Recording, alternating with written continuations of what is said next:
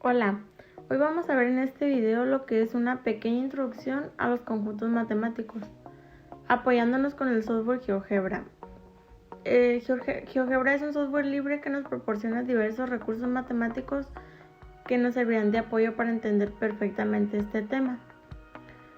Debido a que el contenido de este tema es un poco extenso, este video lo vamos a dividir en 4 videos más, en donde este es el primer video de 4, en donde revisaremos teoría de los conjuntos y cómo podemos jugar con ellos.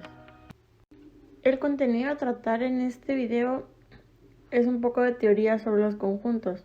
Vamos a ver qué son los conjuntos, cuáles son los símbolos que se pueden utilizar en los conjuntos, es decir, las operaciones que se pueden hacer y qué significa cada uno. Y también vamos a ver algunos ejemplos. Bueno, primeramente vamos a ver qué es un conjunto. Un conjunto es un grupo de elementos que comparten entre sí características y propiedades semejantes. La teoría de conjuntos se atribuye usualmente a Georg Cantor. Pueden ser un conjunto está constituido por elementos. Esos elementos pueden ser sujetos u objetos, tales como números, canciones, meses, personas, etc. Por ejemplo, puede ser el conjunto de números primos o el conjunto de planetas del sistema solar. Aquí en pantalla se muestra un ejemplo de un conjunto. El conjunto escrito se puede ver de la siguiente forma.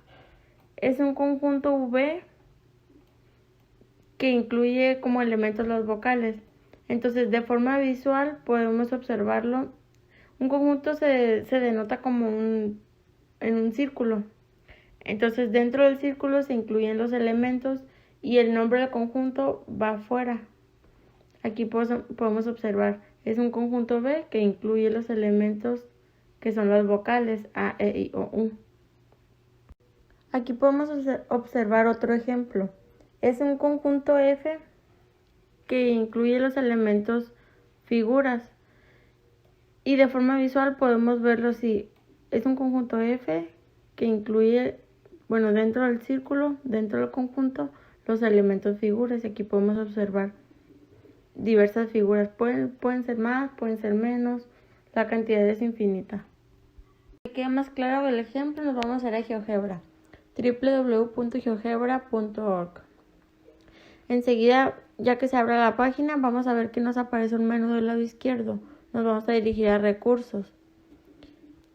Ahí se muestran todas las ramas de las matemáticas, pero nosotros nos vamos a enfocar en aritmética y en el tema que estamos tratando, que es conjuntos. Podemos observar que nos aparecen todos los recursos que hay de conjuntos, las uniones, intersecciones, diferencias, etc. Pero nosotros nos vamos a centrar en el que dice construcción de conjuntos. Aquí podemos ver que hay diferentes conjuntos, implementos escolares, medios de transportes, animales y flores. Entonces lo que tenemos que hacer es arrastrar cada uno de los elementos a donde corresponda.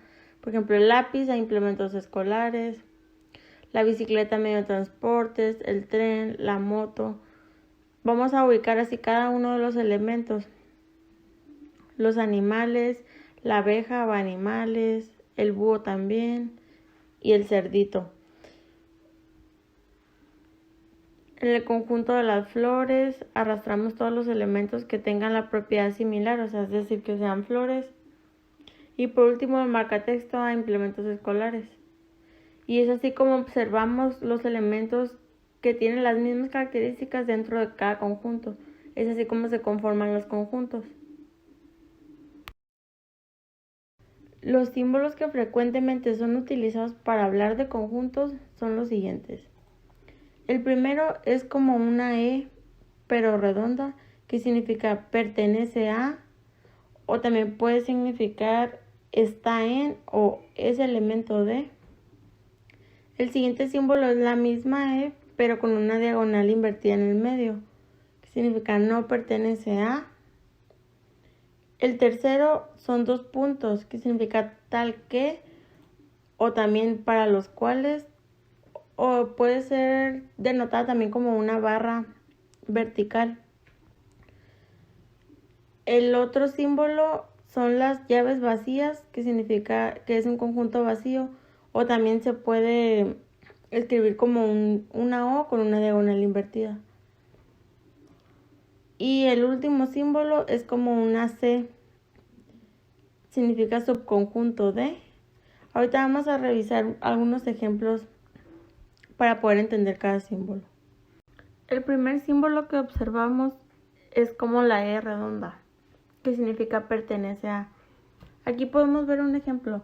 Tenemos un conjunto F que consta de elementos figuras, que podemos ver que tiene un triángulo, rómbolo, un óvalo, un cuadrado, así.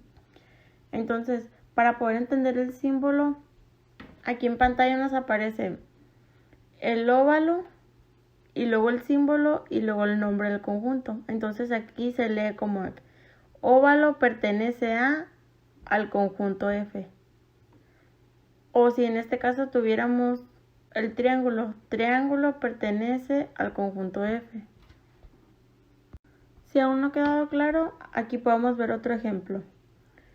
Tenemos un conjunto V que consta de elementos vocales. Podemos observar A, E, I, O, U. Para poder entender el símbolo, podemos leerlo. A pertenece al conjunto V.